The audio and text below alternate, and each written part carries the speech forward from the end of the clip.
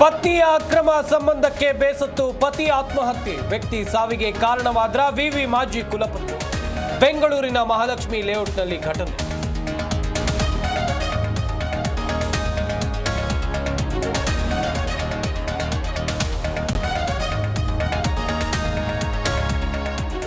ಬೆಂಗಳೂರಿಗೂ ಬೀಸಿದ ಬಾಣಂತಿಯರ ಸಾವಿನ ಗಾಳಿ. ಶಸ್ತ್ರಚಿಕಿತ್ಸೆ ವೇಳೆ ಡಾಕ್ಟರ್ಸ್ ಎಡವಟ್ಟು ಆರೋಪ.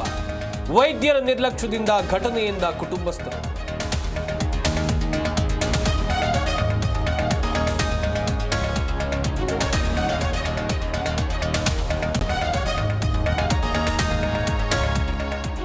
ಮೈಸೂರಲ್ಲಿ ಕೊಲೆ ಆರೋಪಿ ದಾಸನಿಗೆ ಅರೆಸ್ಟ್. ದರ್ಶನ್ ಪ್ರತಿ ಹೆಜ್ಜೆ ಮೇಲೆ ಪೊಲೀಸರ ಹದ್ದಿನ ಕಣ್ಣು.